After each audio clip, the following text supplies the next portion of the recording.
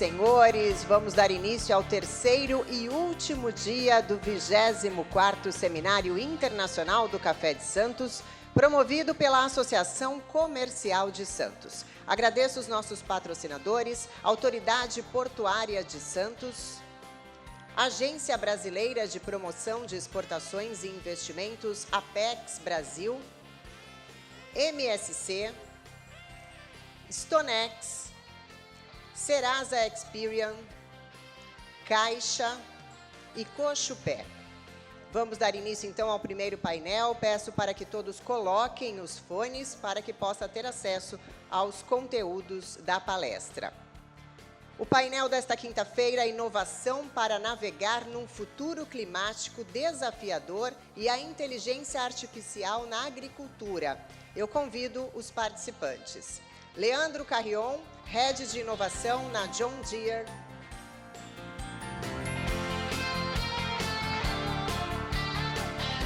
Marcelo Batistella, Vice-Presidente da Divisão de Soluções para a Agricultura da BASF no Brasil.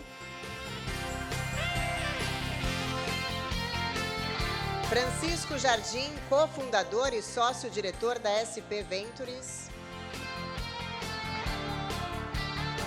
Tizita Sileste, diretora de Cadeia Alimentar e Sustentabilidade da Iara Internacional.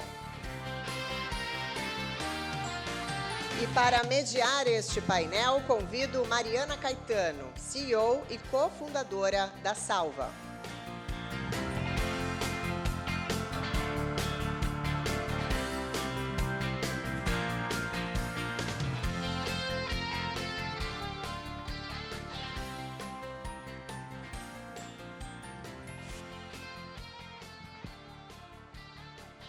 Bom dia.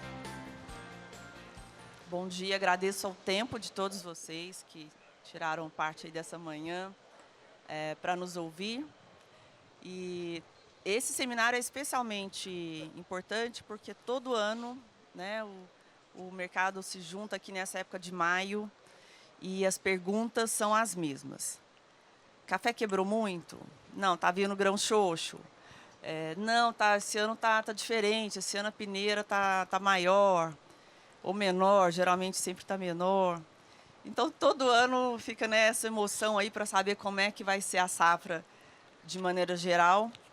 Mas o produtor tende a falar que não, está quebrando, e a indústria, o exportador tende a falar, não, mas a safra é muito boa e tal. Então, algumas coisas, elas permanecem. Mas, ao longo dos últimos anos, eu tenho 20 anos quase assim de CLT em café, né?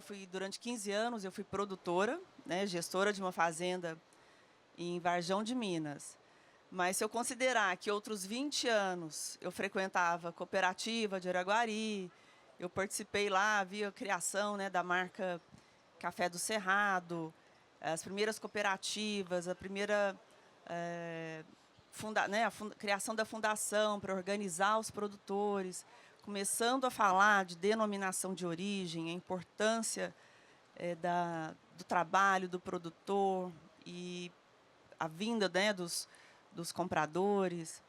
Então, eu tenho aí, né, quase 4 décadas acompanhando o mercado de café e algumas coisas foram, né, a gente pôde perceber algumas mudanças no sentido de formalização, né? Ontem a gente ouviu falar muito aqui das preocupações, né, atuais aí para as origens cumprirem com as regras da UDR, e não só UDR, mas ao longo dos anos eram certificações e rastreabilidade, e os produtores vieram se adaptando. Quando a gente, quem está na fazenda sabe que antigamente a gente só tinha um telefone lá na sede. Depois começou a chegar a internet na sede. Hoje você tem que ficar preocupado se o tratorista está no meio da lavoura parado no celular. Então, essa melhoria, né, de atendimento aí da internet também, ela veio acontecendo aos poucos. E, com isso, o produtor começou a ter que emitir nota fiscal, depois a nota começou a ficar integrada, uma série de formalizações começou, né? As formalizações começaram a acontecer. E o produtor brasileiro, ele participa, você tem as cooperativas que fazem um trabalho de educação, e eles foram crescendo a gestão na fazenda, financeiro, controle de insumos.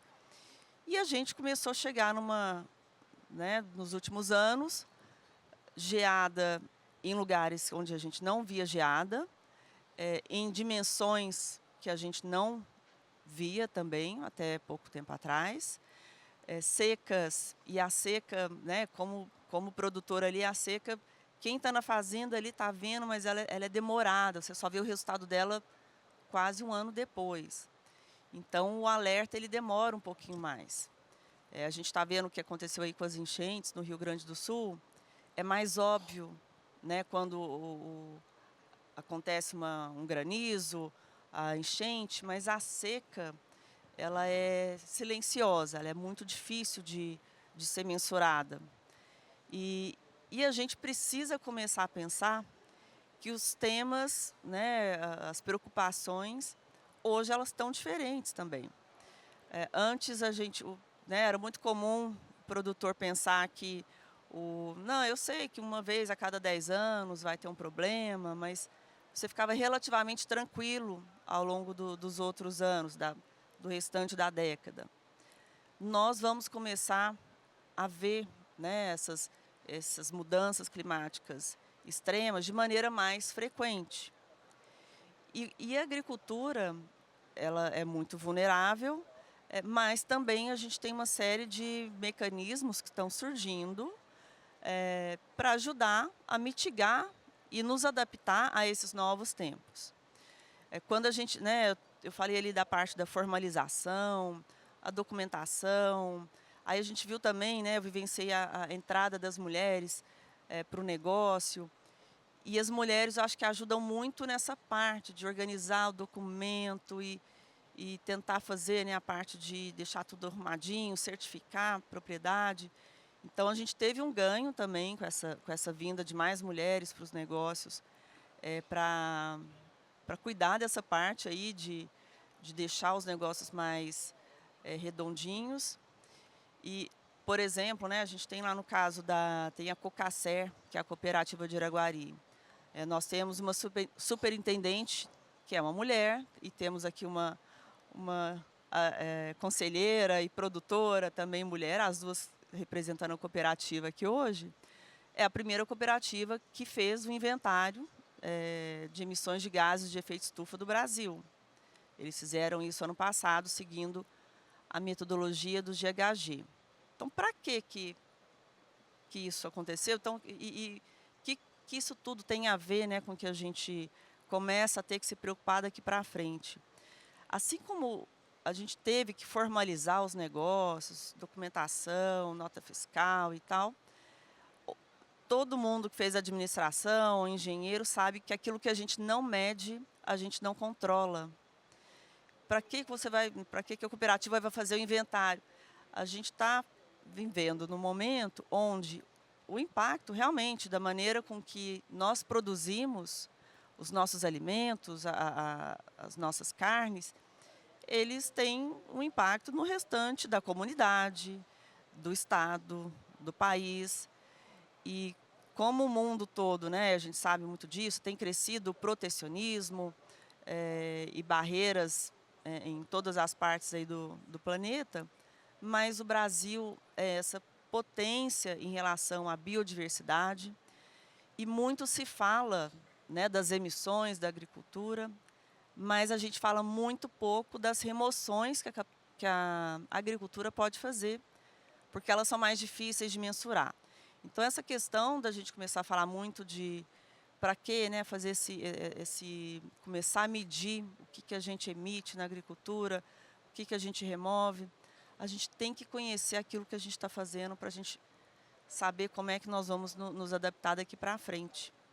E muito disso faz parte dessas preocupações aí que ontem, na maioria dos painéis, né, ninguém quer que o Brasil seja a única origem produtora de café, né? Nós precisamos de ter diversidade. O papel tem um papel social, o café tem um papel social muito relevante nas outras origens também. Então, não é bom que isso fique concentrado apenas no Brasil. Mas, já que aqui estamos, vamos falar de como é que a gente pode minimizar essa vulnerabilidade, né, que a gente tem vivido, como é que o produtor começa a se organizar. Estamos falando aqui de agricultura regenerativa, que diferente de em outras fases, que o produtor pensava em fazer um selo, né, vou certificar a fazenda para ganhar um ágio na venda da saca. Hoje a gente está falando de agricultura regenerativa, conservacionista, pensando numa maior longevidade de solo, de uma maior resiliência para problemas climáticos que possam acontecer.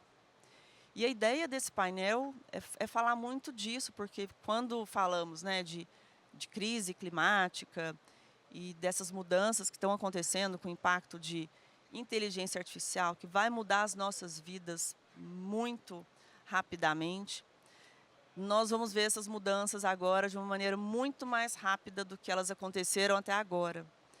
E por isso é importante, né? A gente trouxe aqui uma pessoa para falar da parte de fertilizantes, da parte de maquinário, parte de soluções para a natureza, né? Proteção de cultivos e dos investimentos em inovação, no mercado de venture capital. E aí a ideia é trazer para vocês aqui, né? Cada um dos painelistas vai falar um pouquinho de como é que as empresas estão enxergando essas mudanças e como é que elas pensam em integrar tudo isso para ajudar o produtor, para ajudar a proteger a cadeia, né, de fornecedores, porque, afinal, estamos muito integrados e interligados. E o momento é de cooperação entre todas as áreas. Então, a gente vai ouvir aqui um pouquinho de como é que o que a gente pode esperar, né, para um futuro que já chegou, né? A gente está falando de imediato já. Então, vou falar aqui, vou chamar hoje a Tizita, que é da Yara, e ela vai contar um pouquinho aí das iniciativas da Yara, né, no plano de descarbonização, entre outros. Thank you. Do you hear me well? Yes, wonderful. Let me just mute myself here. Thank you for having me. Very pleased to be here and to share the stage with my fellow panelists. Extra thrilled to have venture capital because we all know money is important, right? Especially when it comes to innovation and implementation of innovation. I also want to say I'm here replacing Clayton Vargas, who unfortunately could not be here with us because of the devastating flood in Rio Grande do Sul, as was mentioned by Mariana. He's safe, everything is fine, but climate change is here, right? We cannot hide from that. For some of you who may not know our company, I'm representing Yara. And for today's topic of innovation, I would say the topic has a very special space, or is a very special place in our heart, because Yara was actually invented because of innovation. So in 1905, two Norwegian founders, Sam Eide and Christian Birkeland, they innovated a process for nitrogen fixation, which then later became a process to produce fertilizer. So innovation is really in our DNA, and is the reason why we exist as crop nutritional company. Now, since then, we continue to innovate. The focus of today is climate change, and I would like to focus more around decarbonization. As a company, as a fertilizer company, we know that we are part of the problem, you may say, and we're looking into being part of the solution. So currently we're investing quite a lot at our factory gates, where we're evaluating and trying to use alternative source of energy. And such alternative source of energy will reduce the carbon emissions significantly, up to 80%. An 80% reduction of the carbon footprint, the GHG emission of fertilizer, right? So that is our homework and that is our responsibility, and we're investing quite a lot. Now, connecting it back to the coffee industry and perhaps particularly the value chain, I will also say what's happening at farm gate is quite important. And if we look at reducing carbon emission of coffee, the coffee that we all depend so heavily on and we love to drink, the industry has the past decade, even more so the past few years, strong pledges. We know the roasters, we know the traders are looking to become carbon neutral. Some are even having targets to become net zero, right? What does this mean? It's not just a pledge, there will be consequences at farm gates. So what we have been developing and what I would like to discuss today is a platform, a digital platform that we have developed to bring the coffee industry together and closer and create more visibility at farm gates. So maybe rather than me talking, we can show the video and then I can elaborate further on the platform.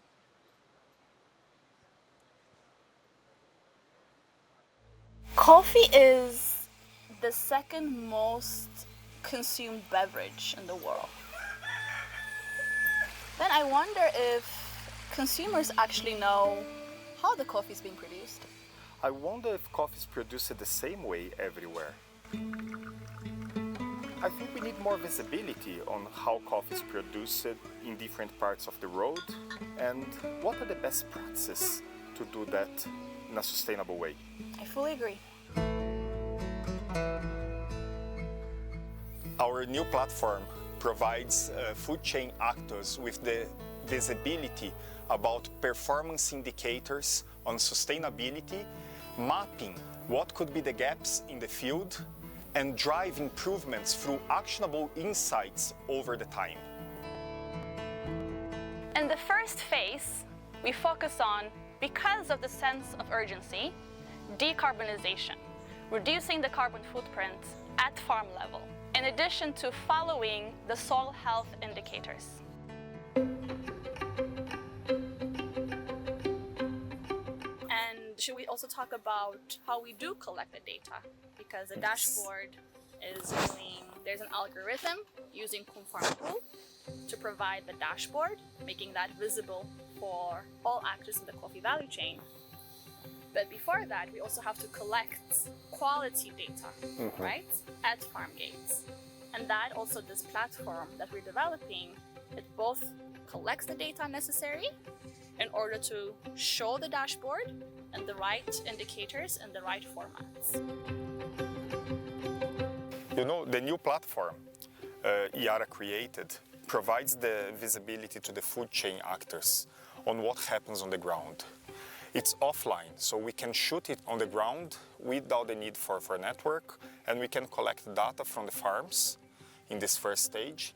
While this data is compiled, go to a dashboard with the areas or indicators that the food chain wants to see monitored over time. And then we generate dashboards that the industry can use aligned with their pledges or with their commitments to the society, improving their supply chain indicators. That visibility is very important to see how the farmers have been producing the coffee. And as you mentioned, it works offline. If you have connection, that's great. But if you don't, no problem, it works offline. And in addition to a tablet, you're also able to capture it on your smartphone, which is great.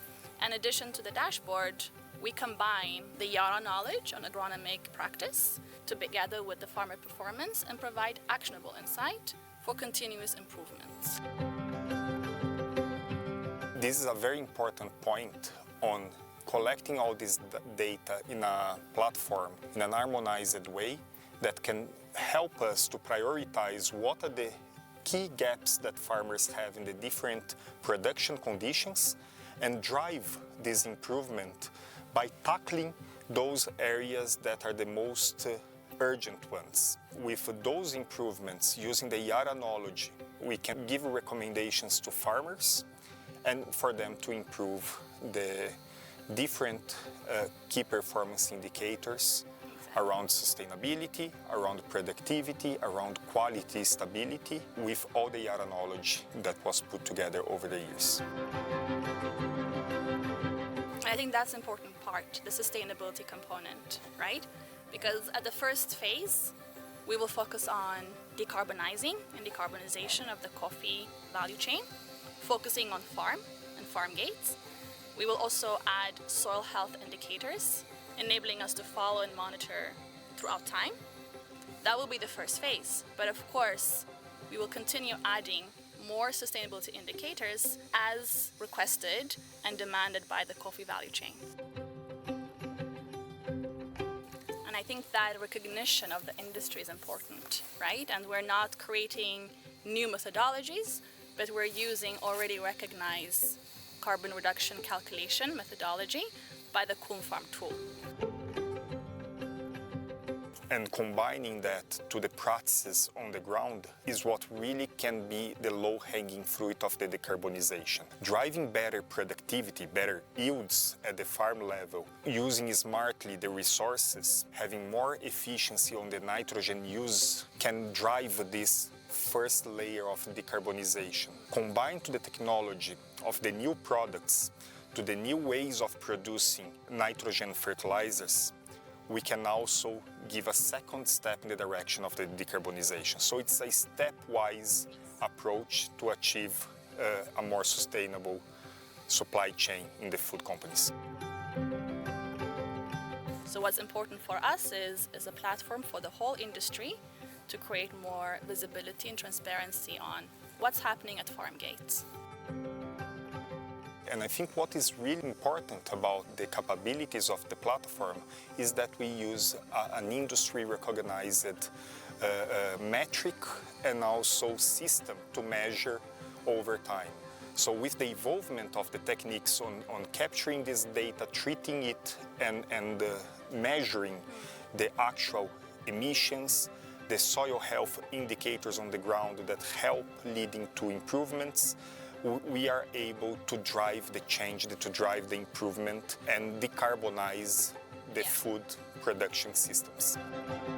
In combination with our knowledge, we provide actionable insight and we monitor over time to maintain and improve the performance of farmers. Growing a nature-positive food future. Growing a nature-positive coffee future.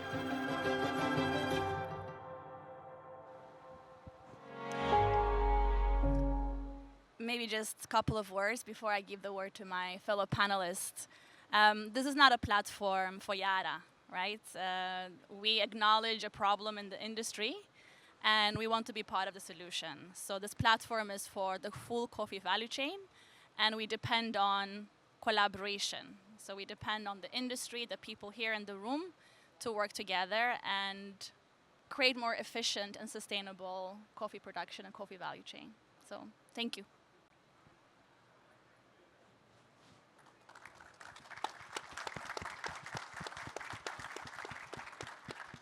Incredible, very nice. And Leandro, how about John Deere? What have you been doing regarding new ways of producing and how can the producer be assisted? Acabei falando inglês agora. Sem dúvida. Bom, em primeiro lugar, para quem não me conhece, meu nome é Leandro Carrion, estou na John Deere aí há 21 anos, hoje com a responsabilidade por inovação e planejamento estratégico para a América do Sul.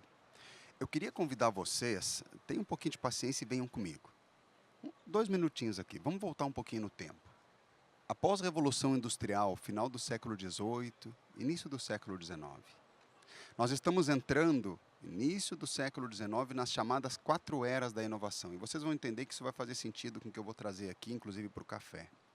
A primeira era da inovação no século XIX, nós estávamos falando dos inventores nas garagens. Depois do final do século, trazendo muitas invenções para a humanidade. Do século XIX a início do século XX, esses inventores montaram empresas, as empresas foram crescendo e foram criando, entrando numa segunda era da inovação, onde se criaram as grandes áreas de pesquisa e desenvolvimento, de R&D das empresas. Áreas cada vez maiores, com muitos engenheiros, com muitos técnicos, trazendo soluções para as necessidades da sociedade. Segunda era da inovação. Aí nós vamos para uma terceira era da inovação. O mundo começa a mudar muito rápido. E com todas as mudanças que começam a acontecer, nós precisamos de soluções mais rápidas. As áreas de pesquisa e desenvolvimento das empresas continuam sendo muito importantes. mas começa a surgir os empreendedores, principalmente a partir do Vale do Silício, nos Estados Unidos, depois começou a se expandir para o mundo, as empresas chamadas startups, com a ideia de buscar e trazer soluções mais rápidas, mais ágeis para o mercado. Mas, Chico, essas empresas precisavam de financiamento. Então, juntamente com as startups, nessa terceira era da inovação, começaram a surgir as venture capitals, as VCs, para financiar essas startups, para que essas ideias saíssem do papel para atender as necessidades da sociedade. Aí nós já estamos aqui no século XX, indo para o século XXI. Quando a gente fala do século XXI, a gente volta para as garagens. Lembra que no século XIX a gente está falando das garagens? No século XXI a gente volta para as garagens. Mas as garagens agora se chamam hubs, hubs de inovação. Esses hubs conectam as grandes empresas, as corporações, que continuam com a sua importância, com as áreas de pesquisa e desenvolvimento, conecta com as startups, com a academia de pesquisa, universidades, com parceiros, com o mercado, para atender às necessidades dos setores, para atender às necessidades do café. A gente está vivendo essa quarta era da inovação. Volto de novo para o século XIX. Um inventor, na época de Lincoln, nos Estados Unidos, saiu da região de New England e foi para o meio oeste americano com uma mentalidade inovadora. Lembremos que inovação não é sobre trazer ideias, trazer tecnologia. Inovação é sobre atender necessidades dos clientes, atender necessidade da comunidade, da civilização.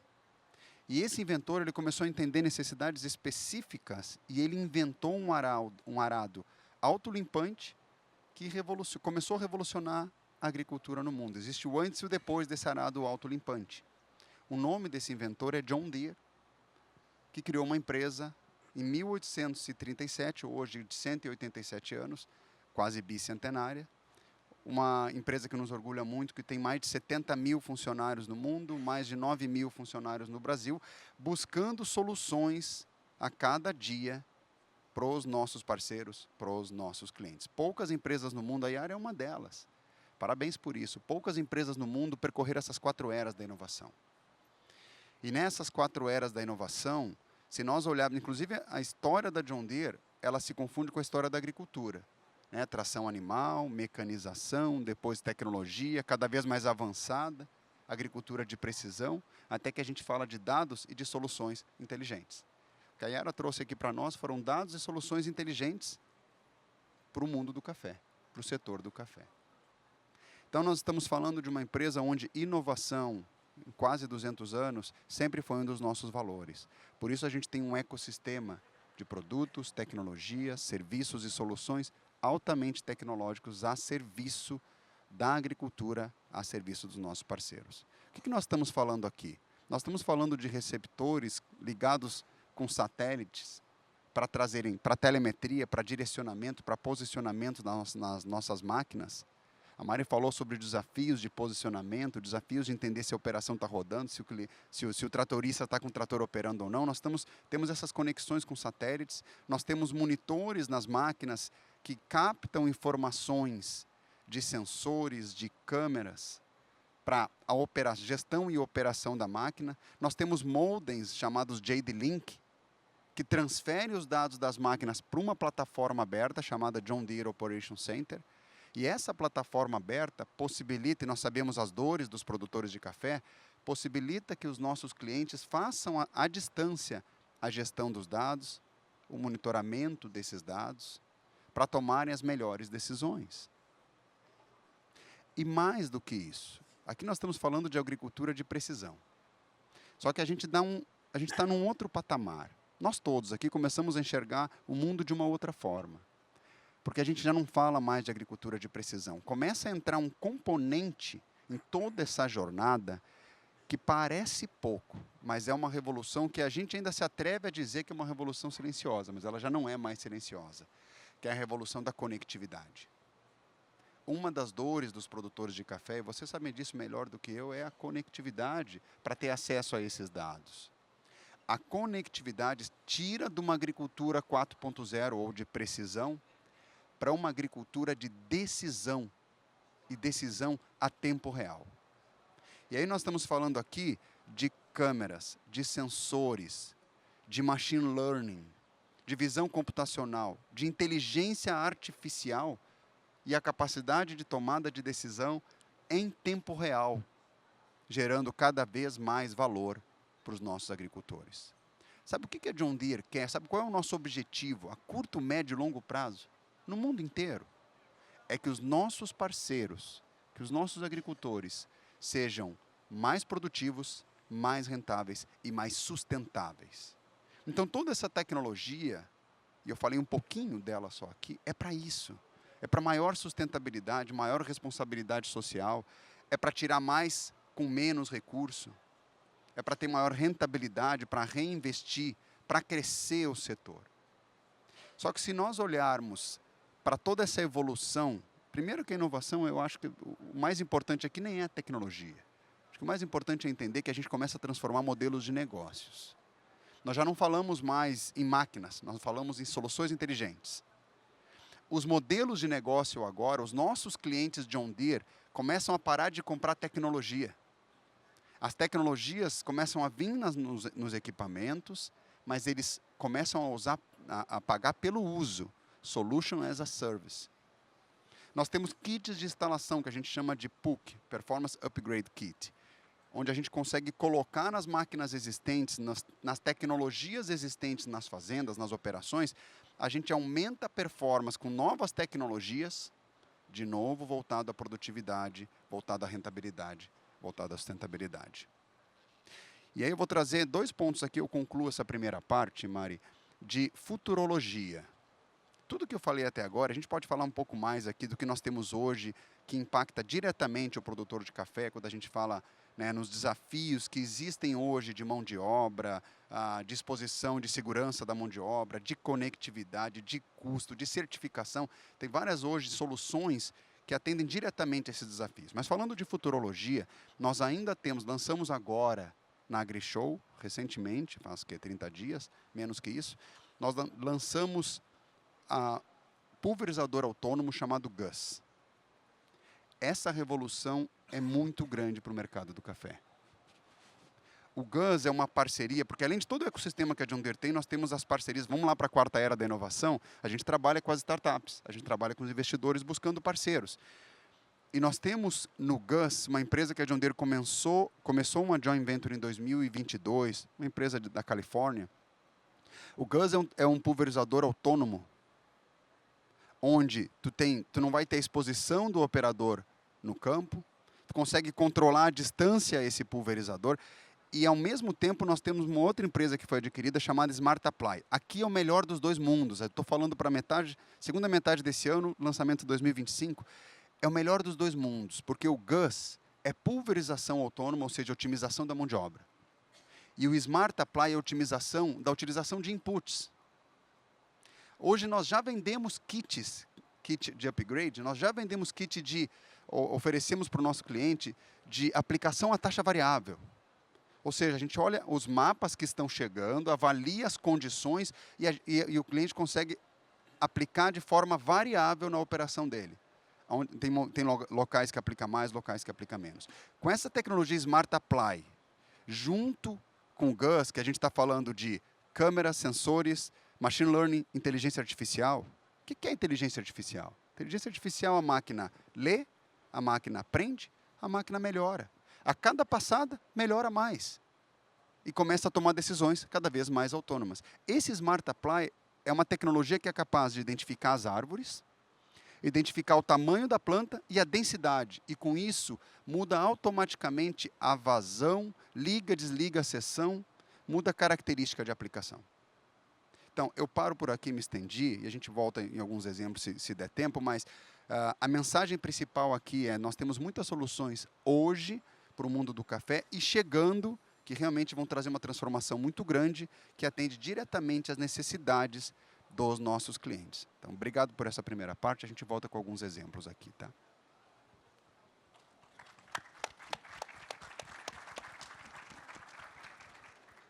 Obrigada, Leandro. Foi uma aula aí para a gente. E eu vou chamar agora, então, o Marcelo. Vai falar sobre as soluções aí da proteção de cultivos e soluções integradas para a agricultura da BASF.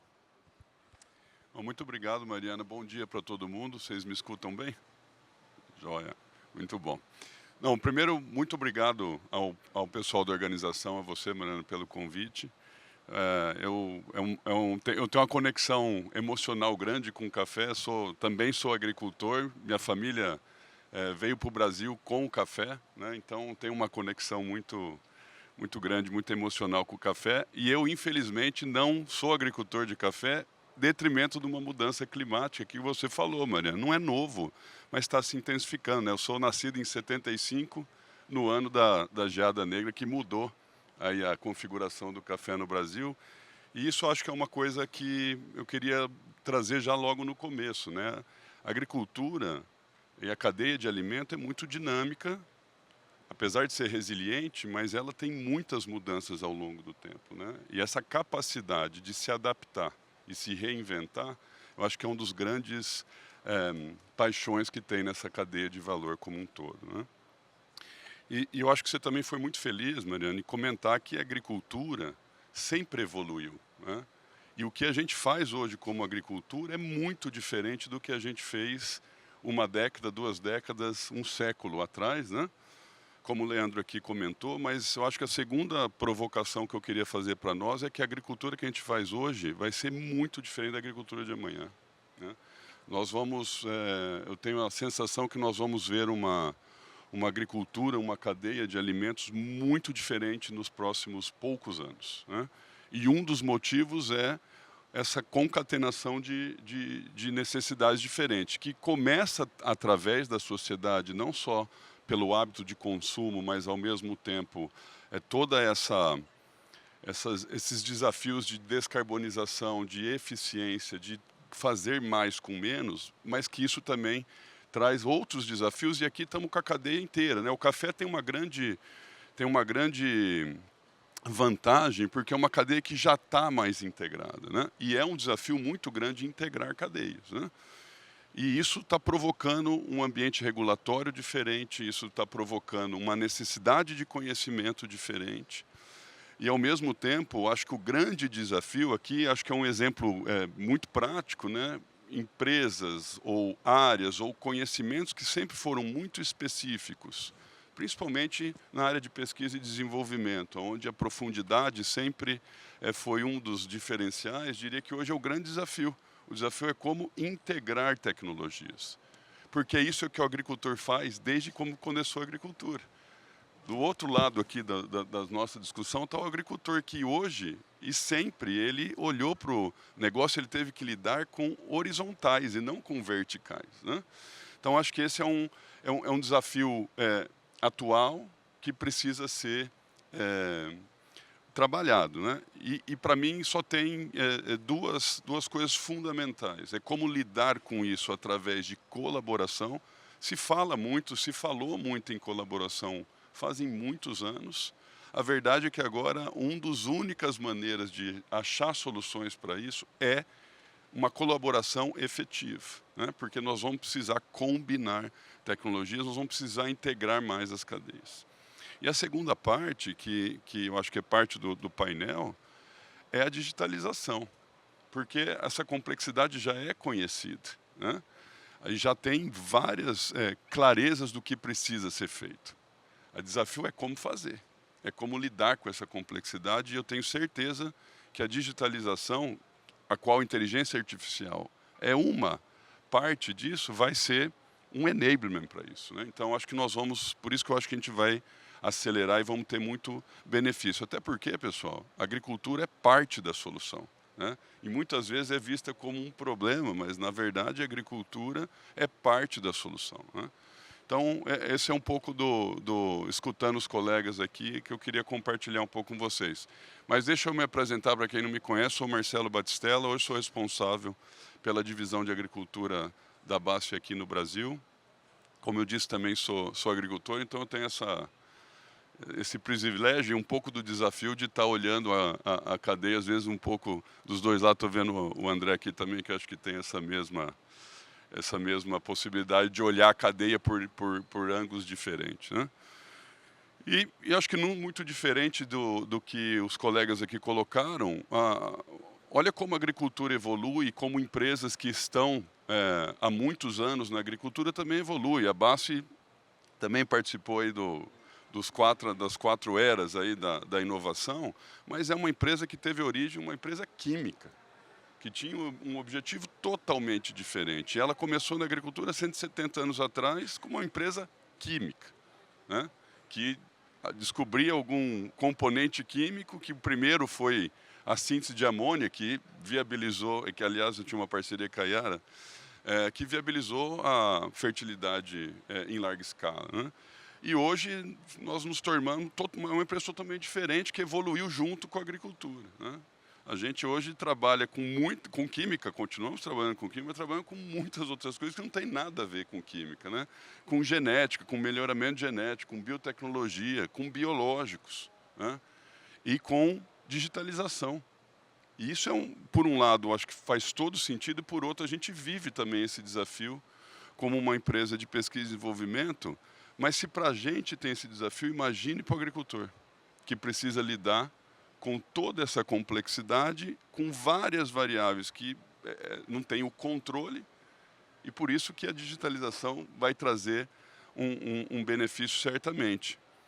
E estamos falando de uma agricultura tropical aqui no Brasil, que tem suas vantagens. A intensificação da agricultura brasileira, a competitividade da agricultura brasileira é fantástica, mas ao mesmo tempo traz outros desafios, né? Uma agricultura super intensa, que está num ambiente tropical, que precisa muito de inovação e precisa cada vez mais estar resiliente, né?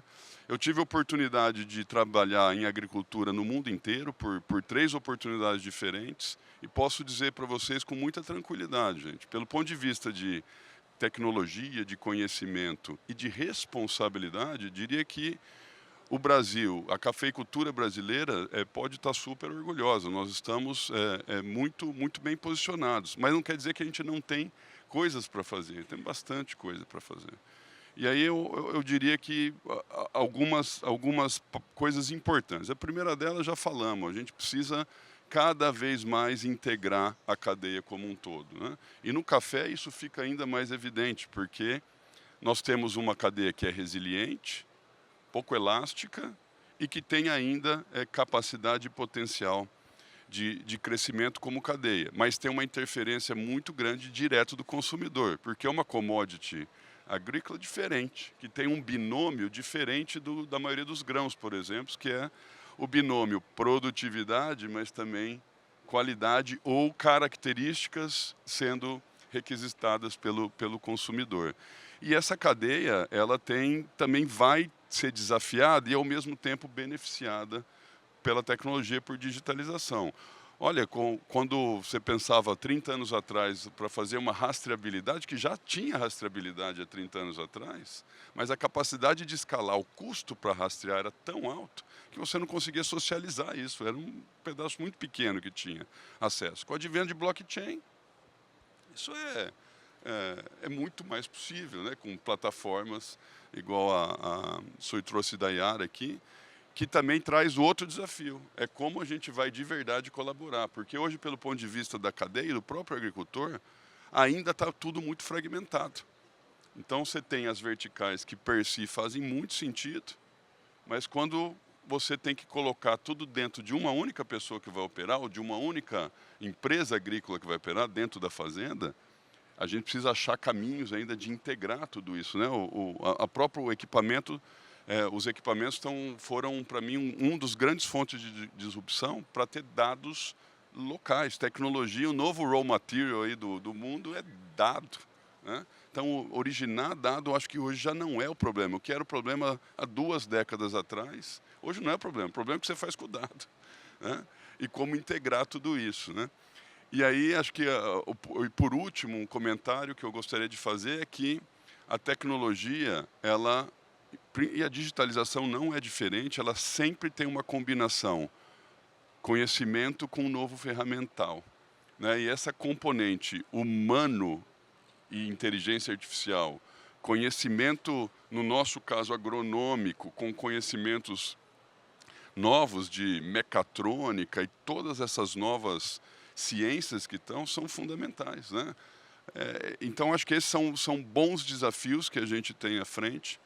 Eu diria que a cadeia do café ela está um passo à frente, porque já tem uma integração melhor. Isso aqui é um exemplo concreto, né? Nós temos aqui marcas que estão no consumidor, temos aqui traders, importadores e exportadores, temos aqui cooperativas que têm um papel fundamental de difundir, concatenar todas essas tecnologias, temos agricultores aqui, produtores de café, e a gente tem cada um com a sua especialidade, especificidade, mas nós temos esse desafio em conjunto de como cadeia nos tornar cada vez mais resiliente, nos tornar cada vez mais efetivo, porque a agricultura sem perenidade não existe, né? E a perenidade passa por todos os pilares, inclusive financeiro, né?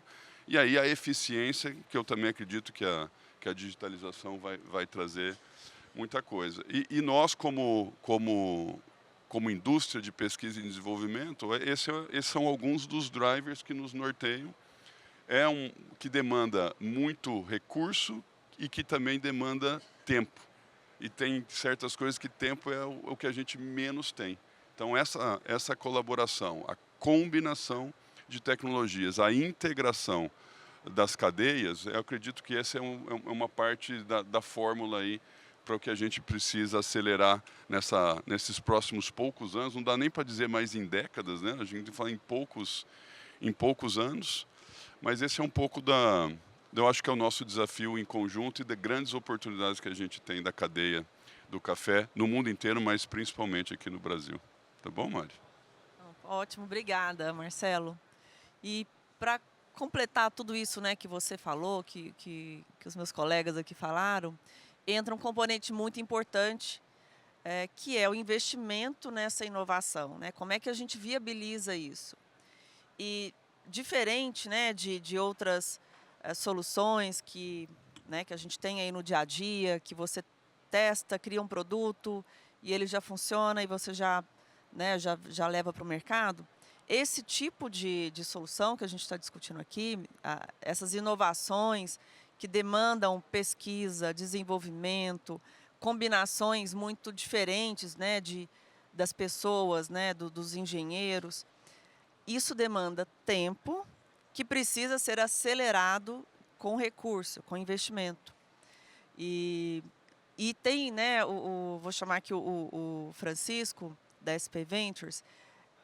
Existem várias empresas hoje, né, criando a gente chama de Corporate Venture Capital, né, que são os seus CVCs, que é uma área, né, antigamente as empresas chamavam de área de inovação, mas hoje são as áreas onde você concentra ali, né, recurso e capacidades distintas para pensar em como acelerar isso, né, porque a gente não tem muito tempo, não dá mais para esperar 15 anos para desenvolver algo, né?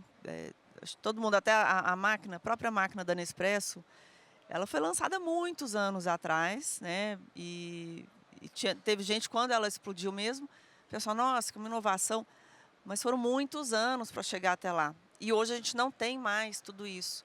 Então, para isso, entra aqui o papel, né, dos investidores e dos investidores de risco, né, que é como o mercado chama, porque é isso, ele tem que acreditar que algo vai dar muito certo e ele precisa ajudar, né, os empreendedores aí a fazer isso de maneira mais assertiva possível, né? Então, vamos ouvir aí o que o Chico tem visto, né, para o momento aí.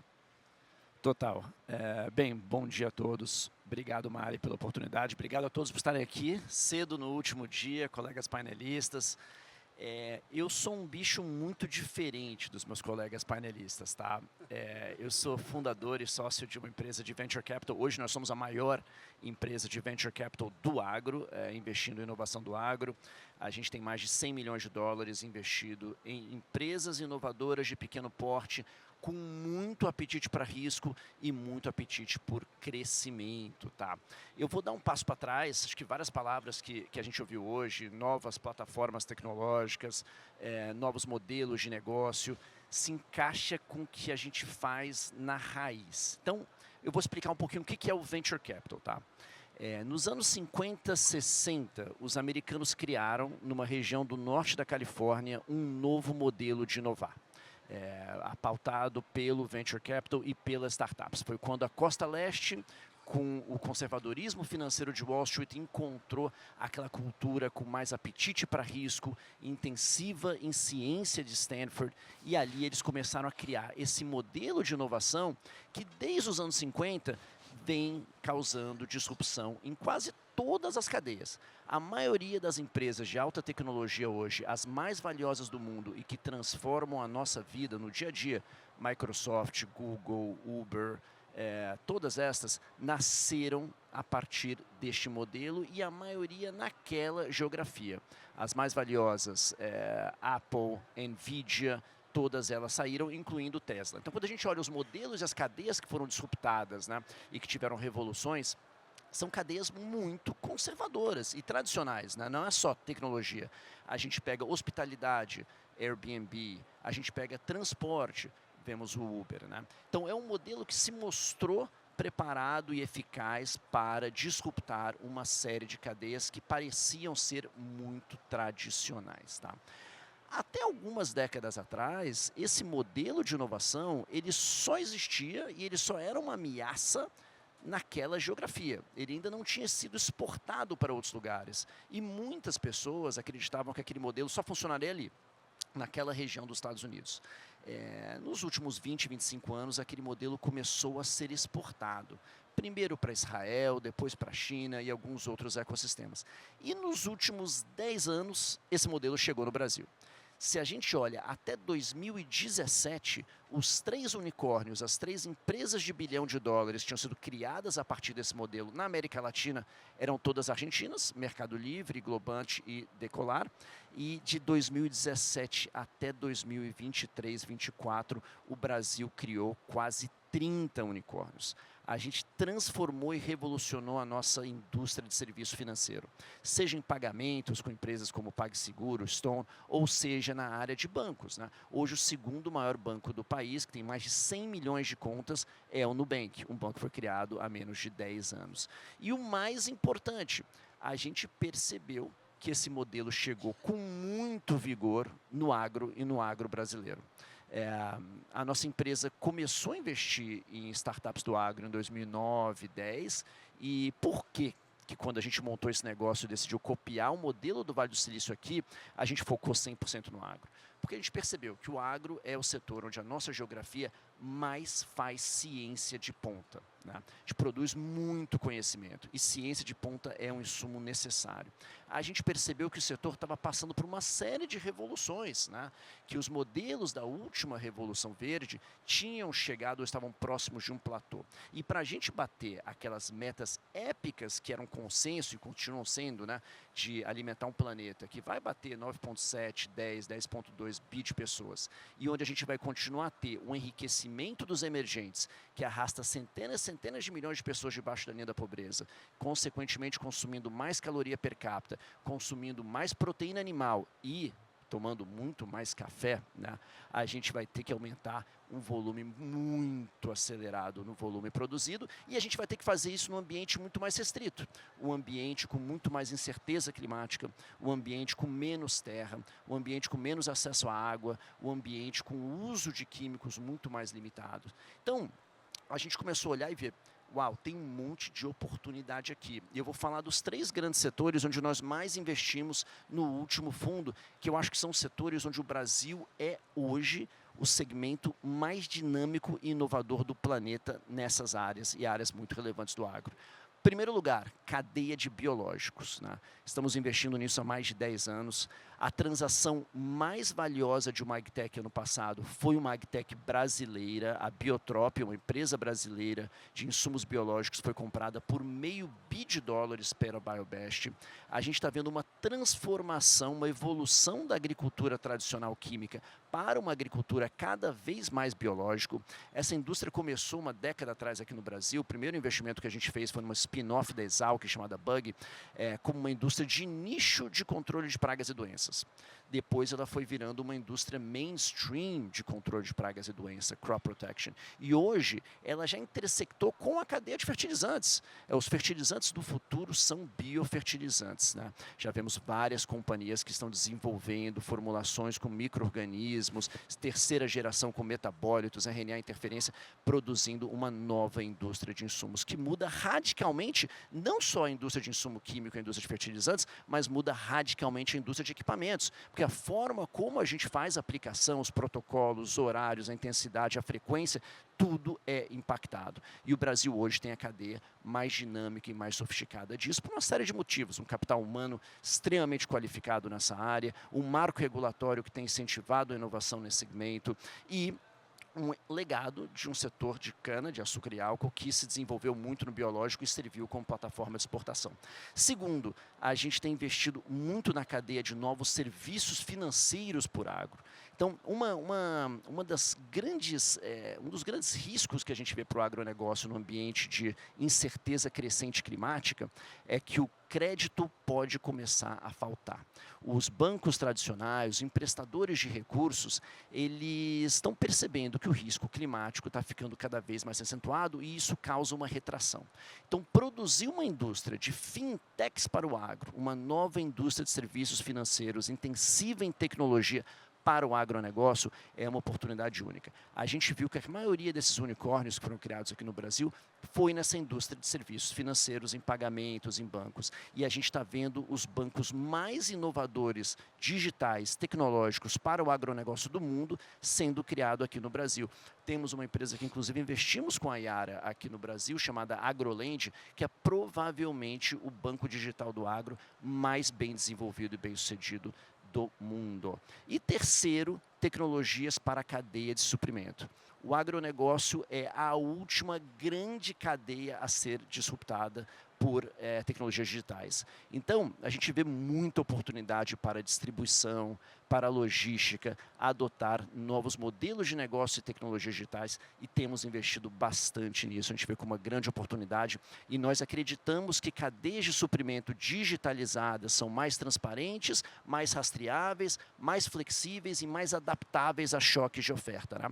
Choques de oferta que a gente enxergava que iam ficar cada vez mais frequentes com os eventos climáticos adversos. Infelizmente, a gente está num período agora com um evento climático adverso horrível no sul do Brasil, mas que o mundo nos mostrou que existem outras fontes de risco que também precisam ser remediadas. Tivemos, nesses últimos anos, uma pandemia, que foi um enorme choque de oferta e que mostrou que o Brasil tem total capacidade de manter uma cadeia de suprimento que funciona, que roda, apesar da situação.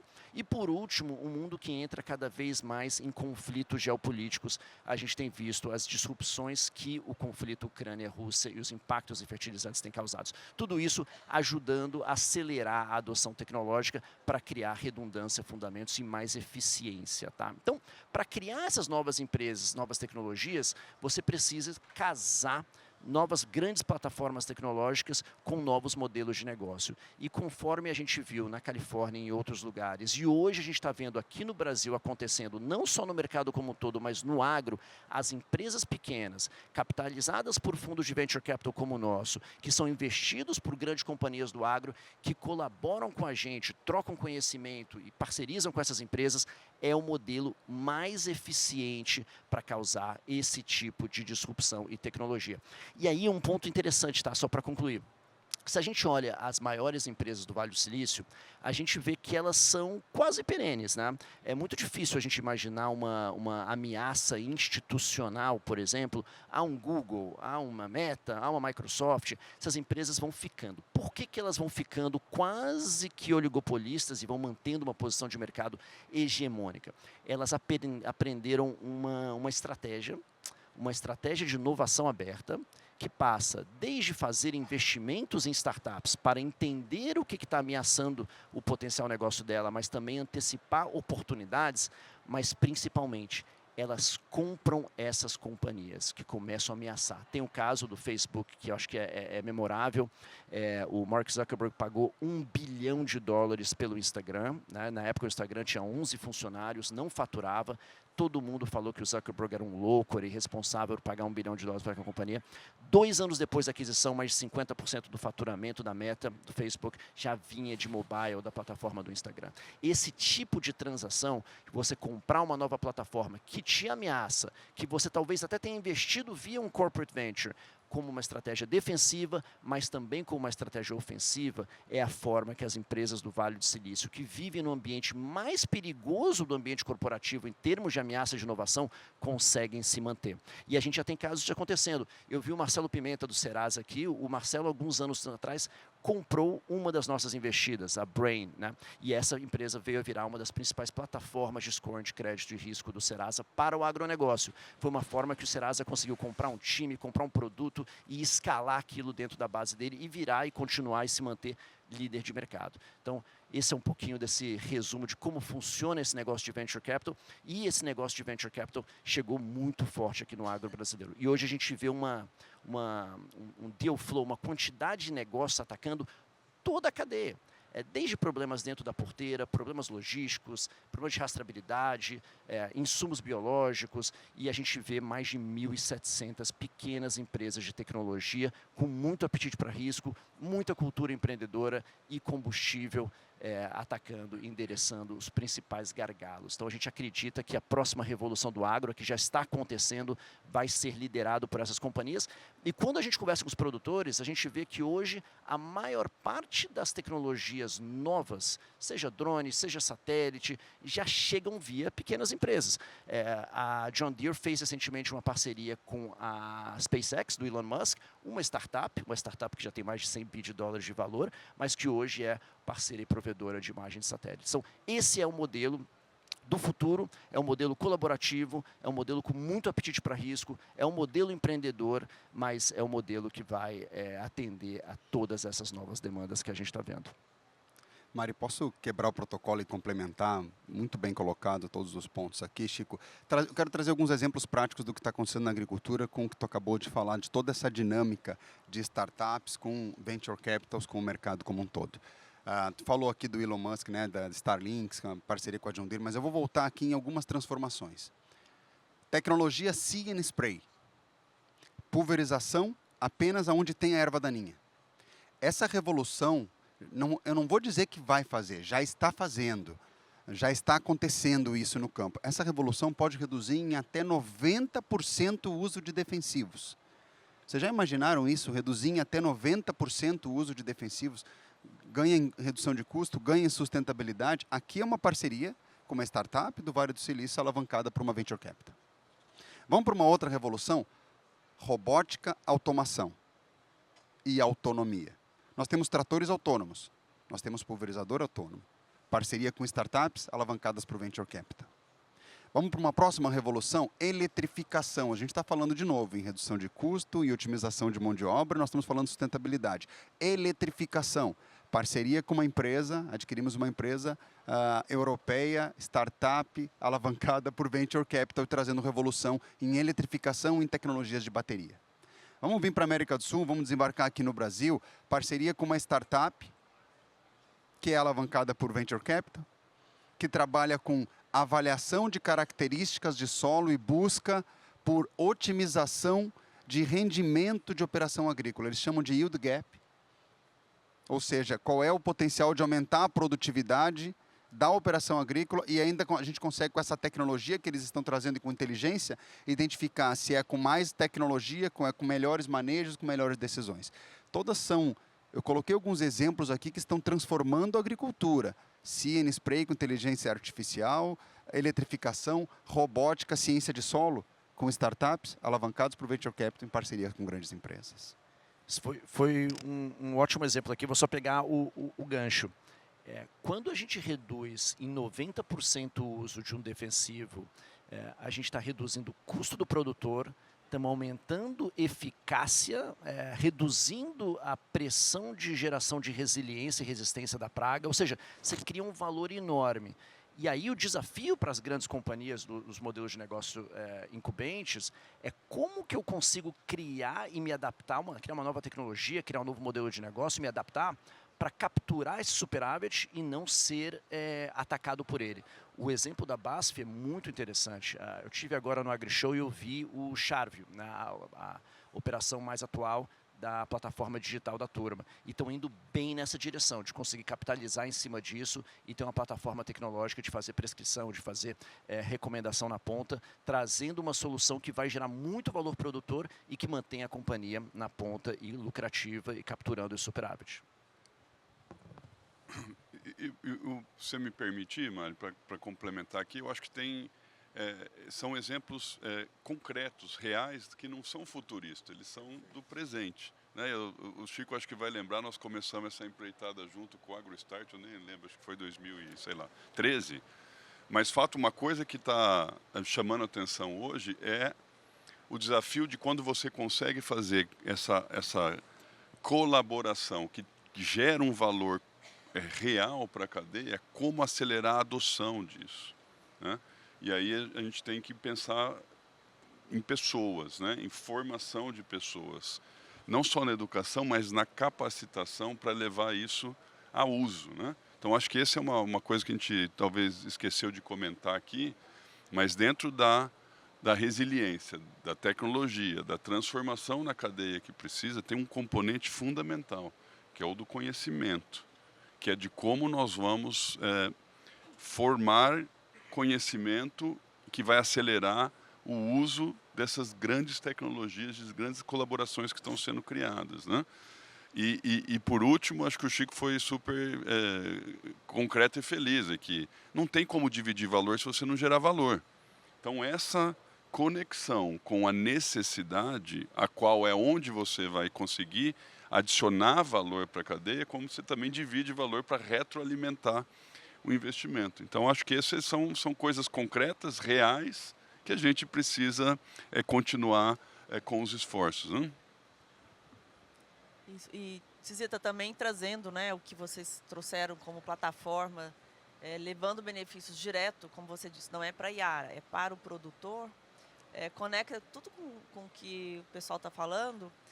E aí a gente volta, assim, né, até para a gente concluir assim, o painel, como tudo isso que já está acontecendo pode ajudar, vai ajudar, né, nessa transformação que a gente está vivendo, a termos produtores mais resilientes, né, que um mercado que oscila muito, né, seja oscilação de preços, como a gente tem visto agora, cacau, mesmo café, sobe 1000 pontos, cai 1000 pontos num dia, não é saudável, né, para ninguém, acaba gerando mais insegurança. Então, como é que a gente consegue ter um mercado mais consistente, né, mais estável? E sem dúvida vai ser um trabalho de colaboração, não vai vir só de uma ponta. Nos últimos anos o Brasil trabalhou muito com ganho de produtividade e hoje a gente começa a perceber que o solo guarda muito mais segredos do que a gente pensava antes, para a gente ter longevidade de produtividade, né? Não basta ter um ano de super safra, a gente precisa ter anos de safras mais consistentes.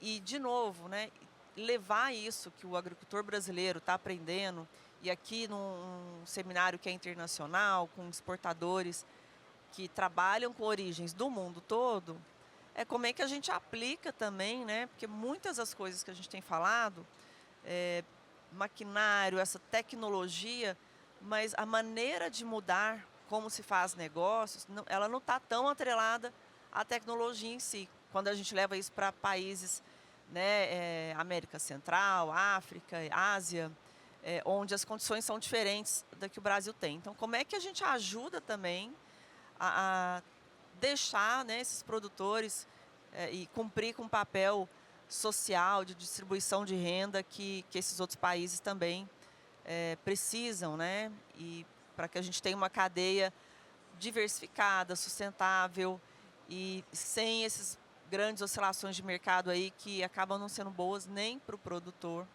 nem para quem está na outra ponta, né? Então, tudo isso aqui que a gente está... É um alerta mesmo, né, para como é que a indústria exportadora, a indústria de torrefação, tem que olhar com outros olhos, assim, né, em termos de essa colaboração com as outras cadeias. As cooperativas fazem isso muito bem, trazendo elos diferentes aí da cadeia, mas está na hora de a gente começar a prestar atenção, porque agora a gente está naquele famoso momento da batata tá assando, assim, a gente não tem mais muito tempo para lá na frente, né, na próxima geração, essas coisas precisam ser, as atitudes têm que ser tomadas agora, e porque a mudança já aconteceu, né? Então, como é que a gente vai passar por isso de maneira mais suave? E aí eu queria agradecer, né, todos vocês. Eu acho que a ideia realmente era trazer um pouco de cada indústria, de cada setor, e como é que a gente combina essas iniciativas para alertar, né, aos demais players da cadeia de que a aceleração ela vai se dar agora de maneira muito exponencial. E do mesmo jeito, né, que a gente tem hoje o segundo maior banco do Brasil, foi criado há 10 anos atrás, como a gente está numa cadeia de negócios centenários, as empresas precisam realmente se mexer e prestarem atenção aí a esses outros modelos de negócios que estão acontecendo. E uma grande oportunidade aí para todos nós que estamos aqui no Brasil em todos os setores, né? Agricultura, na ponta da agricultura, na exportação, na comercialização, na torrefação. Então, boa sorte aí para todos nós e que a gente saiba tomar boas decisões aí já no curto prazo. Queria agradecer, pessoal, a presença de vocês. Obrigado.